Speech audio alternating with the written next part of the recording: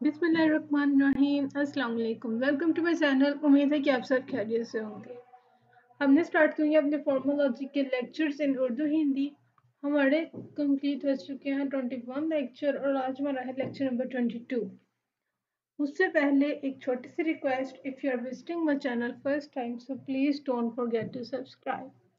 Okay, आज हमने क्या करना है बेसिकली, अभी तक हमने पीछे जितने पढ़े ना 2 लेक्चर, उसमें जितने भी कॉन्सेप्ट पढ़े आज हमने इसकी करनी है प्रैक्टिस।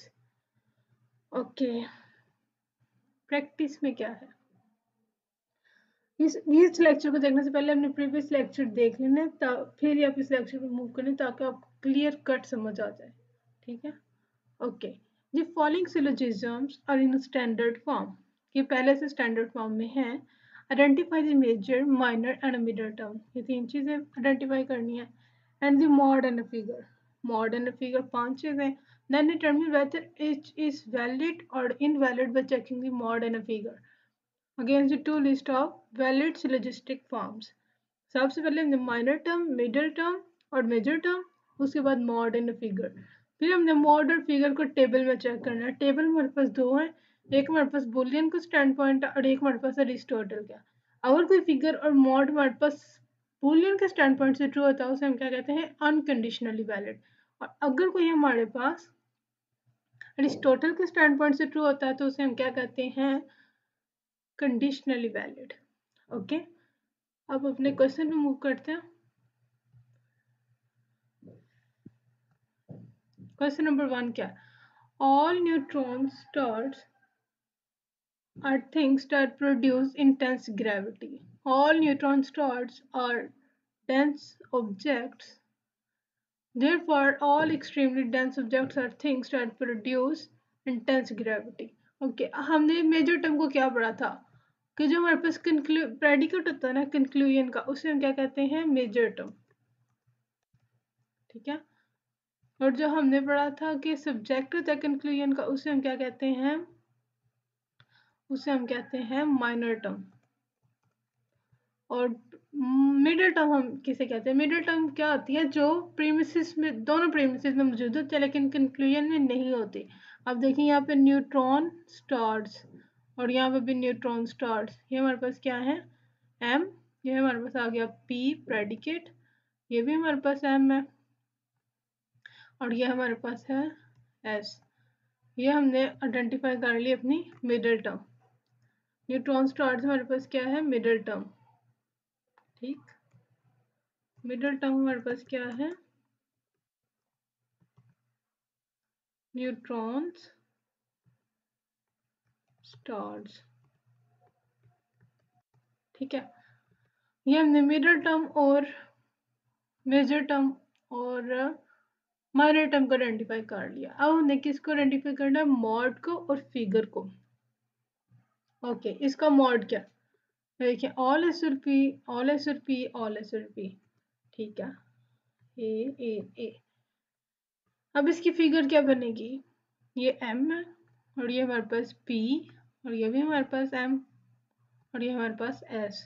ये देखिए इस तरह आ रही है मिडिल टर्म, तो ये हमारे पास कौन सी फिगर है, फिगर नंबर 3। अब हमने इसको किस में चेक करना है, टेबल में। टेबल में क्यों चेक करना है, बताने के लिए कि वैलिड है कि इनवैलिड। ओके, अभी हमारे पास बुलियन का टेबल है। बुलियन का टेबल है, बुलियन के टेबल में देखें हमारे पास क्या आंसर आया था, हमारे पास आंसर आया था ए। हमारे पास आंसर आया था ए 3। अब इसको जरा देखें कि ए 3 हमारे पास फिगर 3 में आ रहा है, ये ए हमारे पास फिगर 1 में आ रहा है। ए हमने फिगर 3 में चेक करना है, फिगर 3 में नहीं है, इसका मतलब ये मतलब ये वैलिड नहीं है। अब अगर हम मूव करें अपने अरिस्टोटल के स्टैंड पॉइंट की तरफ, अब जरा चेक करें कि ए फिगर 3 में आ रहा है, नहीं आ रहा।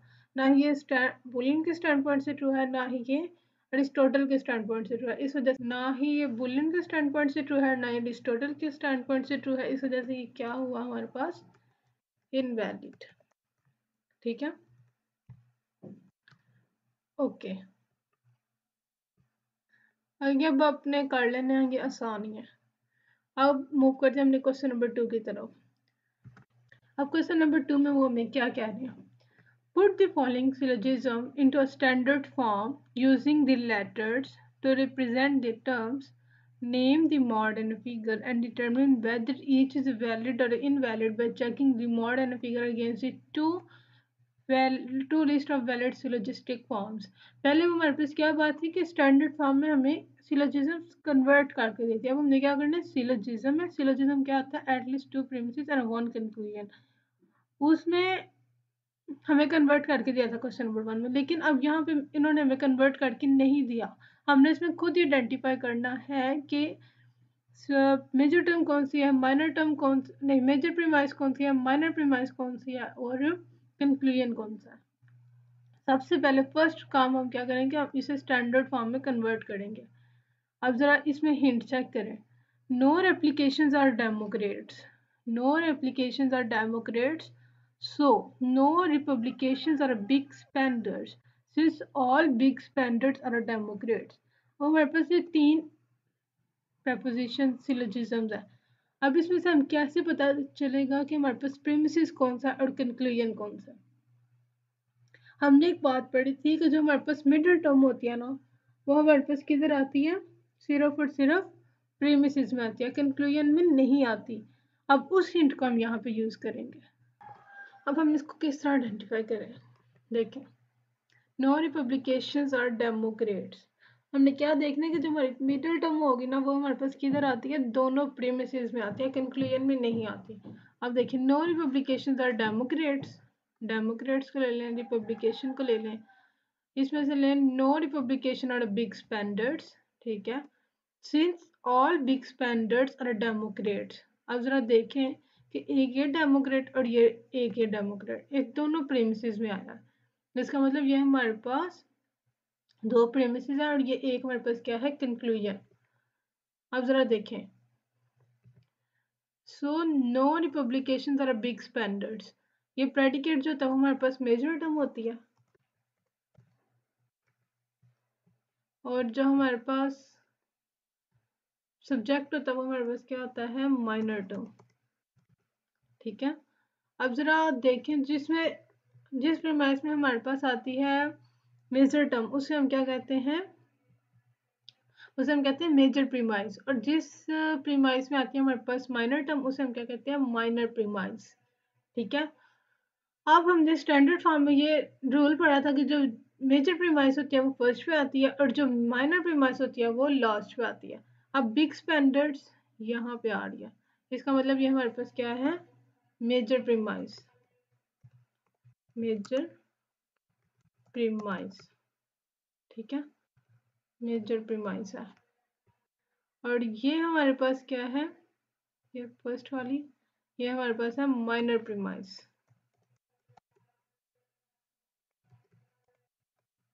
ये हमारे पास है माइनर प्रीमाइस, ठीक है। ओके, अब वो क्या कह रहे हैं? Put the following syllogistic form using letters to represent the terms. ये हमने कर लिया। Name the mood in a figure. अब हमने इसको लेटर्स की फॉर्म में लेना है। हमने इसे क्या कहा? ये मेजर है, ये माइनर है और ये हमारे पास कंक्लूजन है। अब मेजर में से आप ले लें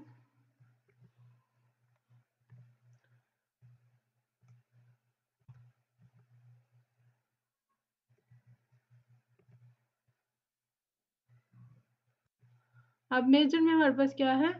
since all big spenders are Democrats form using letters. हमने इसको किस तरह करना है? रिप्रेजेंट करना है लेटर्स को यूज करके। सिंस ऑल को लें, ऑल, बिग का ले लें B, big spenders are Democrats, Democrats का ले लें डी, ठीक है। ये हमारे पास होगी major premise, all big spenders. अब ये ऑल रेप्लिकेशंस आर डेमोक्रेट्स, ये हमारे पास कौन सी फॉर्म है? मेजर प्रीमाइस है, और माइनर प्रीमाइस है। माइनर प्रीमाइस कहाँ पे आता है? लास्ट, मतलब मेजर प्रीमाइस के बाद।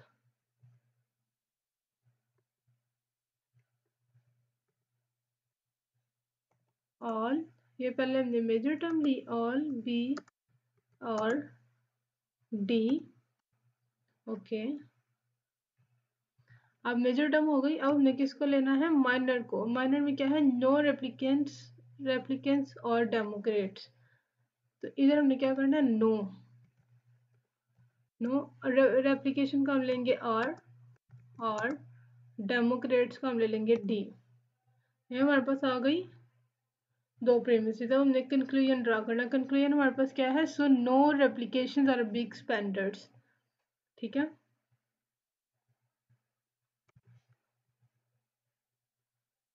इसको आप जरा देखिए। नो रेप्लिकेशंस, नो रेप्लिकेंट्स का आ जाएगा आर, और बिग स्टैंडर्ड्स का आ जाएगा बी। ये हमारे पास क्या हो गई? ये हमारे पास लेटर्स को रिप्रेजेंट भी कर लिया, स्टैंडर्ड फॉर्म में कन्वर्ट भी कर लिया। अब हमने क्या करना है? मॉड एंड फिगर को आइडेंटिफाई करना है। इसका मॉड चेक करें, ए, इसका आएगा ई, और इसका क्या आएगा? ई। अब इसकी मिडल टर्म हमारे पास क्या है? मिडल टर्म हमारे पास ये डी है। तो ये हमारे पास कौन सी फिगर है? Figure number 2। ठीक है, ये हमारे पास कौन सी फिगर है? Figure number 2। ठीक है, अब हमने इसको किस में चेक करना है? अपने टेबल में, बुलियन में भी। और फर्स्ट में हमने बुलियन में चेक करना है, सेकंड में हमने किस में चेक करना है? अरिस्टोटल में। अगर बुलियन का वैलिड नहीं आता फिर हम अरिस्टोटल को चेक करेंगे।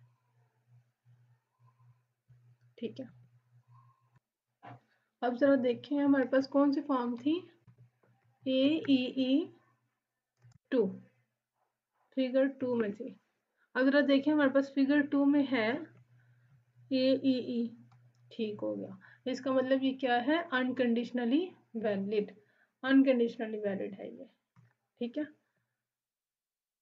अगर हमारे पास बुलियन का स्टैंड पॉइंट वैलिड आ जाता है फिर हम अरिस्टोटल के स्टैंड पॉइंट पे मूव नहीं करेंगे। ठीक, क्लियर?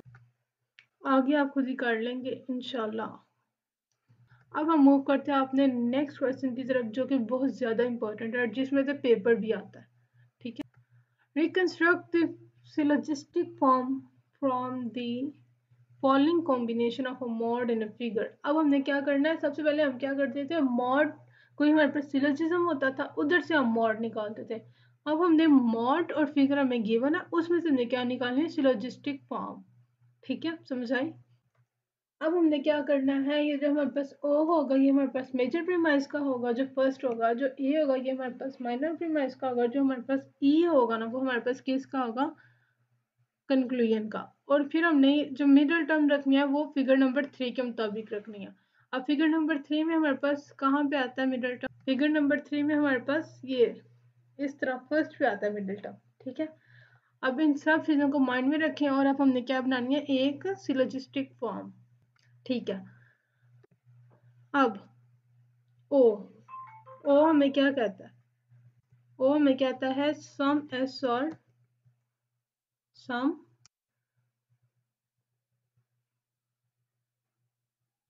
हमारे पास एम कहाँ पे आना चाहिए था? क्योंकि हमारे पास फिगर नंबर कौन सी है? फिगर नंबर है 3।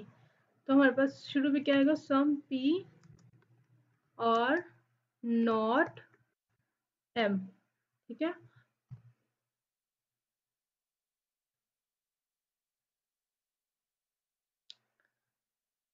फिर हमारे पास ए भी क्या है? ऑल एस और एम। और हमने कंक्लूजन क्या लेके आना है? कंक्लूजन हमारे पास होगा नो एस और पी। अब जरा देखें, ये हमारे पास कौन सी ओ है ना? तो ओ में हमारे पास क्या है? सम एस और नॉट पी। ए में हमारे पास आ जाता है ऑल एस और पी। ई में आ जाता है नो एस और पी। अब हमने पढ़ा था कि जो मेजर टर्म होती है, मेजर प्रीमाइस, वो फर्स्ट पे होता है। और मेजर प्रीमाइस हमें किसको डिनोट कर रही होती है? पी को। इस वजह से हमने यहाँ पे पी लिखा है। ये हमने फिगर में पढ़ लिया हुआ है। और यहाँ पे हमने एस लिखा है। और हमारे पास फिगर नंबर कौन सी थी? 3। इस वजह से हमने ये मिडल टर्म को कहाँ पे लिखा है? लास्ट पे। ठीक है, अब इसको और डिस्कस कर लेते हैं, काफ़ी इंपॉर्टेंट पार्ट है। आपने नोटिस किया होगा यहाँ पे मैंने क्या मिस्टेक किया? वो भी मैंने इसलिए किया ताकि आप लोग अलर्ट हो जाए। देखें यहाँ पे क्या है? सम एस और नॉट पी। तो m हमारे पास कहाँ पे आना चाहिए, हमारे पास फिगर 3 है तो m हमारे पास आना चाहिए स्टार्ट पे, और मैंने बनाया था फिगर नंबर 2 का, ठीक है, ताकि आप लोग इस तरह की मिस्टेक ना करें। अक्सर जो स्टूडेंट्स होते हैं वो यही मिस्टेक करते हैं, इस वजह से मैंने यहाँ पे किया है ताकि आप लोगों को आइडिया हो जाए कि ये मिस्टेक नहीं करनी। और उन्होंने हमें क्या हुआ कहा हुआ है कि थर्ड फिगर का मतलब हमने m मिडिल टर्म को हमने फर्स्ट पे लेके आना है, ठीक है। जो हमने पहले एग्जाम्पल किया हमने फिगर 2 से किया, इस तरह की मिस्टेक्स बिल्कुल भी नहीं करनी। यहाँ पे क्या आएगा हमारे पास, सम ओ का बनाएंगे ना पहले, सम m और नॉट p। अब हमारे पास आएगा a का, a में हमारे पास m पहले आएगा, ऑल m और p, ठीक है। अब हमारे पास क्या आएगा, कंक्लूजन में हमने क्या बनाना है, कंक्लूजन में हम बनाएंगे e को नो s और p, नो s और p। अब ये हमारे पास ठीक बना है, क्योंकि हमारे पास क्या आता है, जो हमारे पास मिडिल टर्म होती है वो आनी चाहिए इस जगह पे। ये हमारे पास क्या है, फिगर नंबर 3। अब एक और क्वेश्चन कर लेते हैं, ये 4 वाला। आई है, आई का क्या मतलब होता है, सम एस और पी, ए का मतलब होता है ऑल एस और पी, ई का मतलब होता है सम एस नो एस और पी। और फिगर 1 का क्या मतलब होता है, फिगर 1 में हम क्या कहाँ पे रखते हैं मिडिल टर्म, फिगर 1 में हमारी इस तरह होती है मिडिल टर्म, ठीक है। पहले मिडिल टर्म, फिर प्रीमाइस, फिर सब्जेक्ट, और फिर हमारे पास मिडिल टर्म, प्रेडिकेट, सब्जेक्ट और मिडिल टर्म।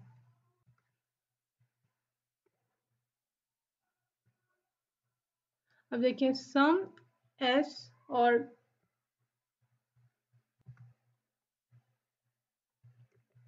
इसमें हमारे पास क्या आएगा, ए आई है ना, 4 वाले को हम कर रहे हैं सम, फिगर 1 है तो हमारे पास पहले हम आएगा सम एम और पी, फिर हमारे पास क्या आएगा ए, ऑल एस और एम, ठीक है। ये हमारे पास फिगर 1 को भी डिनोट कर रहा है। और अब हमारे पास ए ई है, ये हमारे पास जो ई है वो किसको डिनोट कर रहा है, कंक्लूजन को। कंक्लूजन में क्या आएगा, नो एस और पी, ये तो हमें पता ही है। ये हमारे पास मेजर, ये माइनर, और ये हमारे पास क्या है, फिगर 1 को डिनोट कर रहा है। अगर हमारे पास मॉडल फिगर गिवन हो तो हमने इस तरह से क्वेश्चन को सॉल्व करना है। अब 1 लास्ट कर लेते हैं ताकि क्लियर हो जाए। अब ये फिगर नंबर 4 वाले को, क्वेश्चन नंबर 10 को कर लेते हैं। जरा देखिए फिगर 4 में हमारे पास एम कहाँ पे है, यहाँ पे इस पोजीशन पे हमारे पास एम है, ठीक है। इसको हमने बहुत ध्यान से करना है, ये बहुत ज्यादा इंपॉर्टेंट क्वेश्चन है, हर पेपर में आया हुआ है। अब इसको हम कर लेते हैं, 10 वाले को कर लें, सम पी और एम, ओके। आगे क्या आएगा, ई, नो एम और नो एम और एस, और कंक्लूजन हमारे पास क्या आएगा, ऑल एस और पी।